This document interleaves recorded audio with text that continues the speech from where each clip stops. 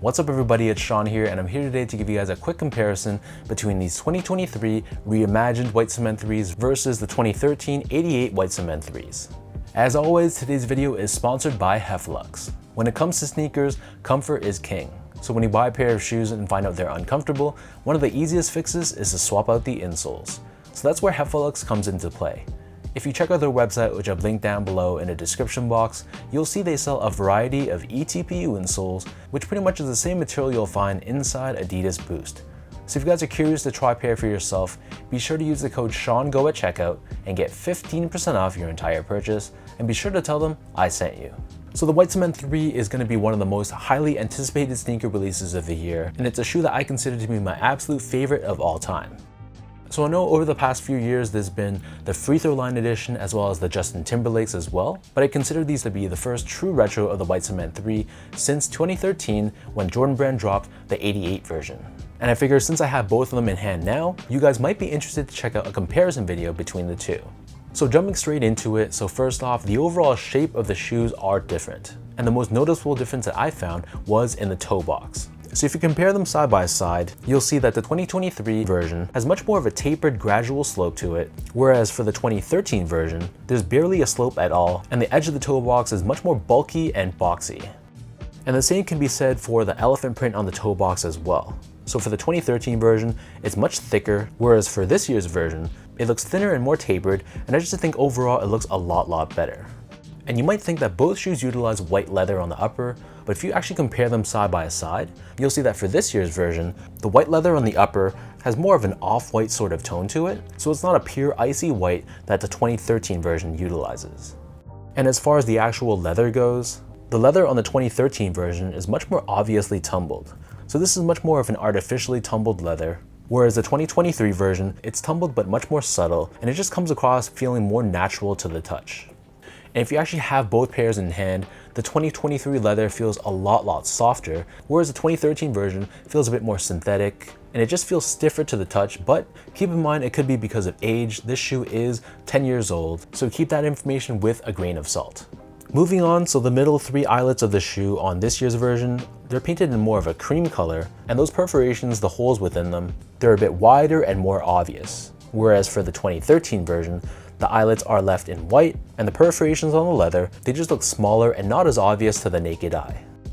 Moving on, so the leather surrounding the mudguard of this shoe, which overlays on top of that tumbled white leather, similar to what I just mentioned earlier, the 2023 version, the leather is a lot softer. So just touching it with your fingers, you can see those natural leather grains, whereas the 2013 version, the leather used here feels a lot more synthetic, even compared to the tumbled leather above it.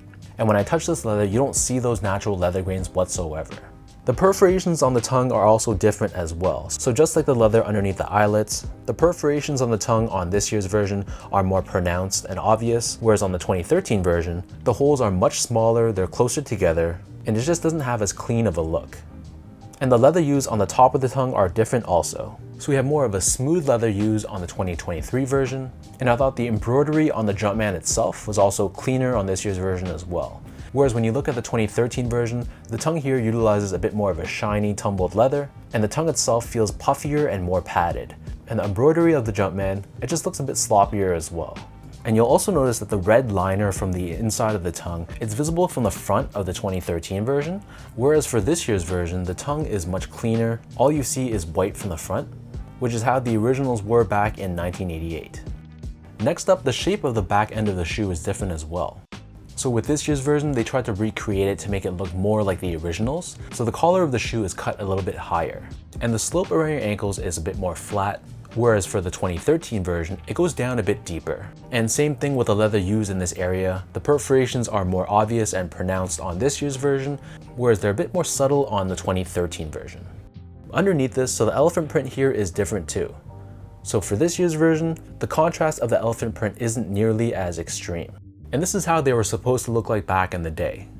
Whereas for the 2013 version, the elephant print seems thicker, and there's a bit more contrast where it goes from a light gray to a very dark gray, almost black on the lines. The heel tabs of the shoe are different as well. So this year's version is given more of that vintage look, so it's painted in more of a cream color, and the Nike Air branding on both differ as well.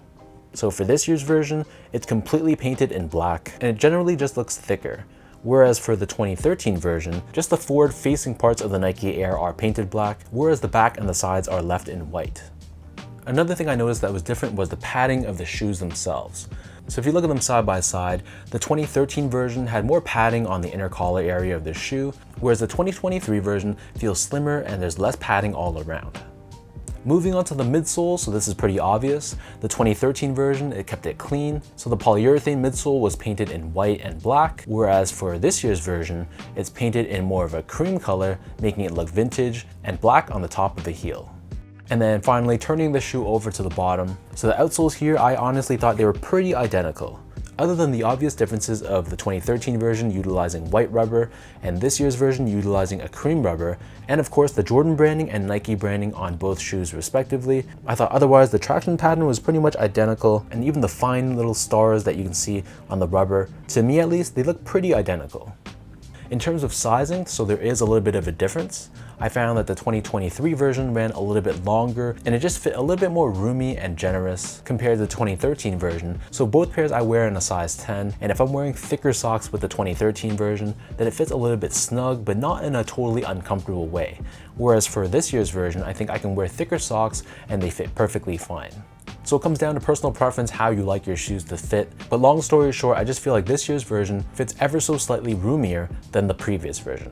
So that's pretty much all I gotta say in this comparison video. If there's anything I missed, let me know in the comment section down below. If it's anything significant, I'll be sure to pin it so that anyone that's watching this is gonna be aware of something important. Other than that though, let me know in the comment section down below, between these two versions, which of the two do you guys prefer? For me at least, I think the quality of the materials and the shape definitely go to the 2023 version, but I'm not absolutely crazy about this vintage touch, and I do prefer the colors of the 2013 version.